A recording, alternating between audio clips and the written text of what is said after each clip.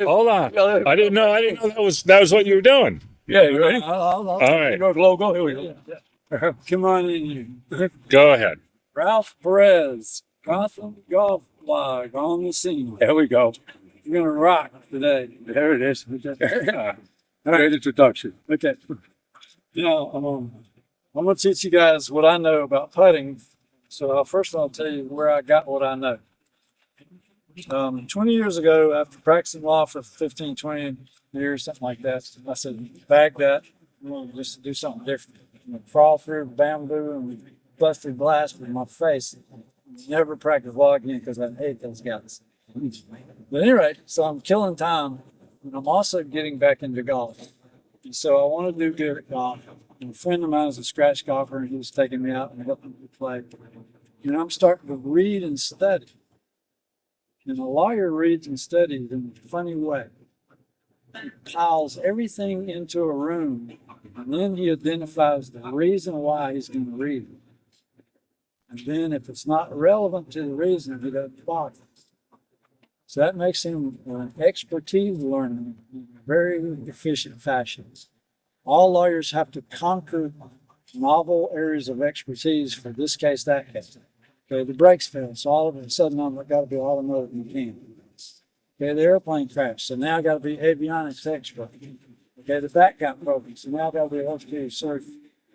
You have to be able to get in there and not fool around and find out what an issue is, and then get better than the experts within about a month.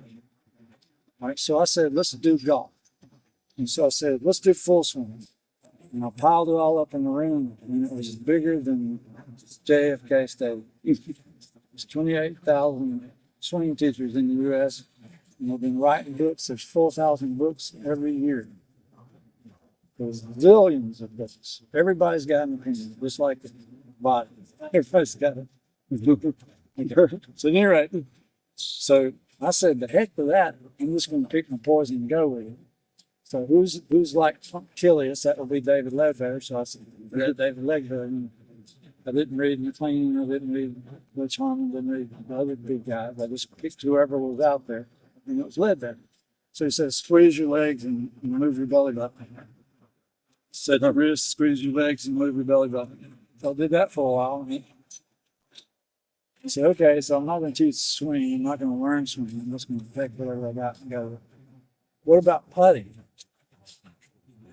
In the history of golf, there's only been 140 books ever put out there in 140 years. So it's like one a year, max. You can get them, and you can read them all. And so I said, okay, that's a livable situation. So I piled it all up in the ring and said, okay, what are the issues? Why would I read this stuff? What do I want to know? And so I asked the guy from Mars to come down and tell me. Watch golfers putt, and then you tell me what the issues are. And he said, they read it, they aim it based on their read, they roll it where they aim it, and they control the distance. Those are the four issues. Can they do those four? They're four separate skills. And he said, thanks, and he went away. So then I went back in the room, and I made 4 big buckets, and started tossing them into buckets. This book is about that, this book is about that. Then I got scissors out and I started cutting out chapters and passages. This one, this one, this one. And then I went back to the buckets: read, aim, stroke, and touch. We'll call it read, aim, touch, and stroke, or RATS. R-A-T-S. Read, aim, stroke, touch, and stroke. Or you can call it stars. Stroke, touch, aim, read, star. Or you could call it hearts. Aim, read, touch, stroke. Okay, anyway. So 2 of those are perceptions, reading and aiming. 2 of those are movements, stroke and the distance control. So I filled the buckets, all 4, got everything up off the floor.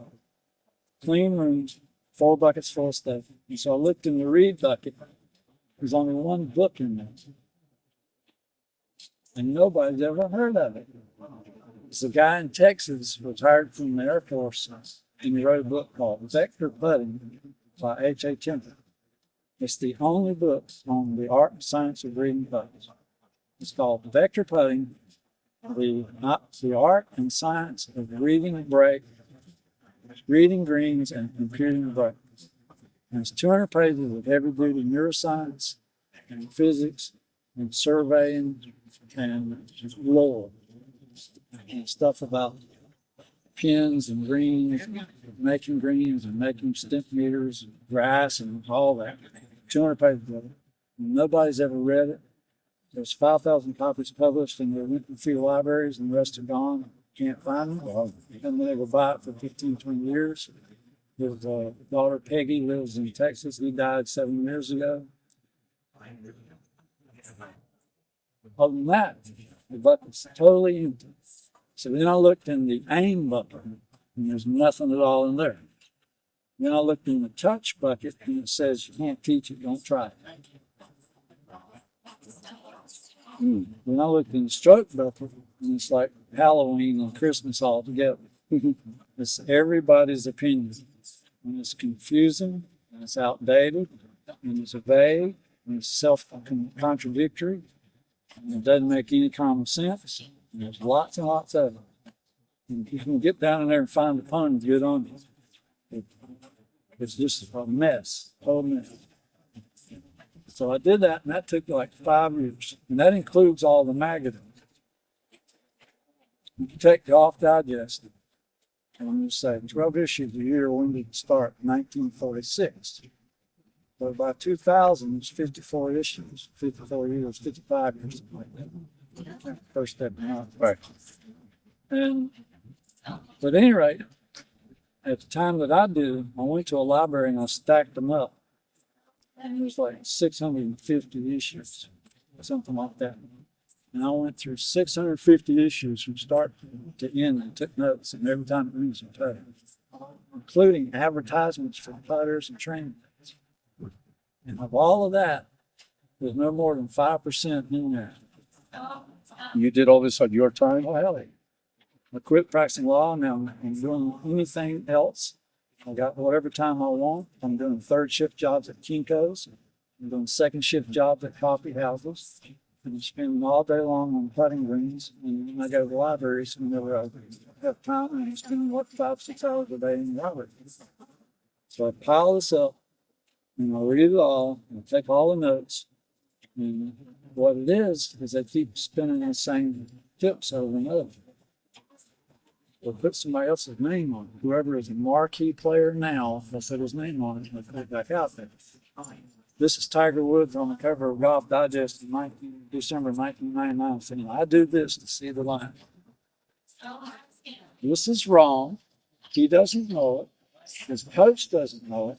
The editors of Golf Digest doesn't know it. And he doesn't do it. Okay, that's bad. All right, so they keep putting the same tips out. In Golf Magazine, they call them private instructions. Private instructions haven't changed in 40 years. They just update them with a little technology chart or something.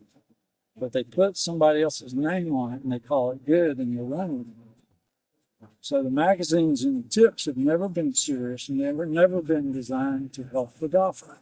They've been designed to sell the ads. And keep the readership thinking they got to keep coming back for more. Well, I mean, that's painfully obvious when you sit down at one reading and start at number 1 and go all the way to number 46 years. 600 issues. And do the same thing for Golf Magazine. So then I said, okay, let's go back in history and find some older magazines where they're a little more serious. American Golfer was started by Walter Travis. 1908. That lasted until the 30s or so. Grant and Rice took over the editorship in the 20s. Very serious magazine, very serious articles. Francis Weeman shocked the world in 1913 winning the U.S. Open against the British triumvirate. What did he do? He sat down and wrote a 15-page blow-by-blow account for the benefit of all the readers of American Golf Magazine. Imagine some guy doing that today. It'd be good to get 2 paragraphs out of it. But Francis Weeman sat down, and the golf culture was like a bunch of very enthusiastic friends. So he wrote for his friends a 15-page blow-by-blow account. And that's what was in that magazine year after year after year. Start talking about Walter Hagen's technique, lots of detail. Start talking about Bobby Jones, whether he's good, bad, or indifferent in life, lots of details. Walter Travis ran in the magazine, lots of details. So you had all that kind of stuff, and you read it, and you said, well, FUD is probably out of date. So you start looking, then you start studying individual golfers. Bobby Jones, Horton Smith, Bobby Locke, Walter Travis, the guys in the 50s and 60s, Billy Casper and all those guys, Bob Losberg. And you read their books, you watch their tapes, and you ask, what are they doing? And they say, this works for me, this works for me. Very seldom do they explain why this works for me. So then you got to kind of piece it together. Well, what's going on here? Walter Travis, Walter Hagen would hood their putts. What do they mean by hood their putts? Horton Smith would practice over a yardstick, and hood is stroke, and hood is stroke, and hood is stroke, and hood is stroke. What does he mean? Is it the same thing? Bobby Locke would hood his strokes, but it's not the same thing. He would draw it along a closed line, close to the stance line. He's going to put it that way. He draws it along his toes so that it doesn't change angle, and then he delivers it down the line. So his hooding was not the same with these other guys are talking about. And why are they doing that anyway? They don't know. So you read all that, and you see all these techniques are slightly different. You say, well, how in the world are you going to figure it out? You look at a smaller region, and the smaller you look, 2 or 3 inches on either side of the ball, the more sane everything gets. They hit it square, straight where they're aiming. All right. So then you get through that whole process of researching the golf world. What's golf have to say about putting? And 3 of the 4 skills they don't even know. They got 0.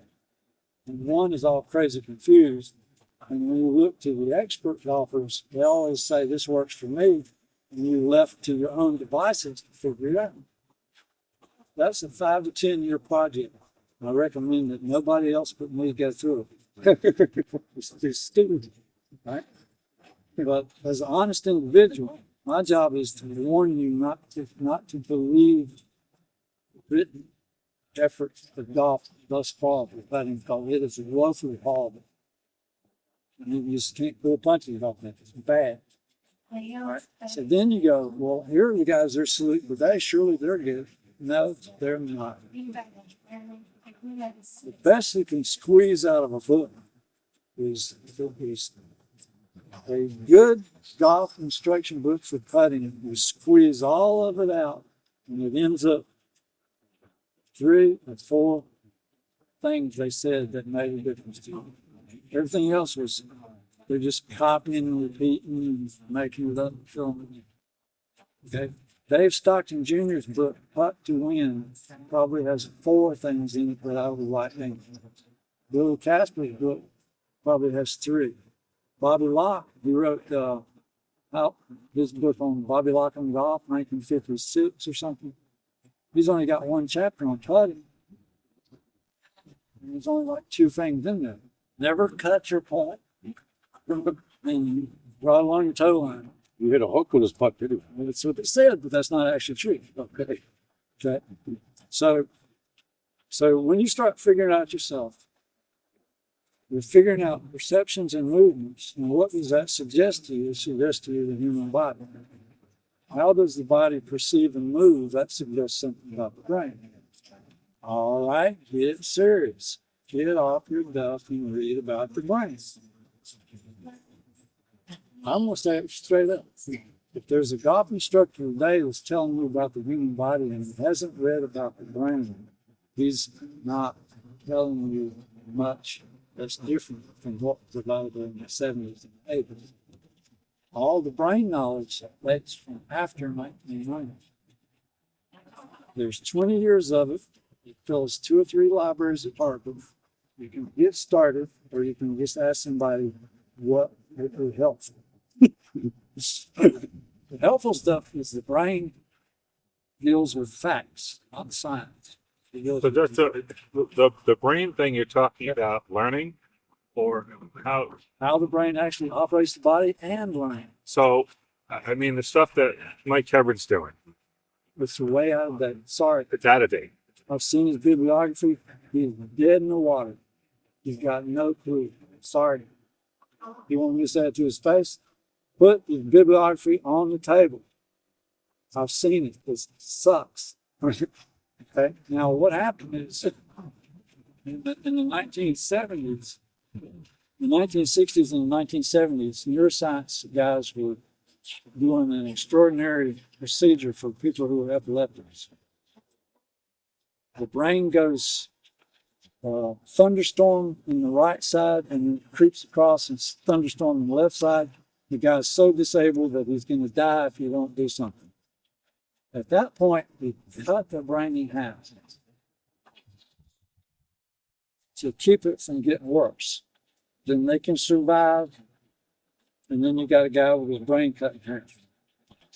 At that point, the researchers said, oh, that would be interesting. Let's see if there's a difference between the right and the left.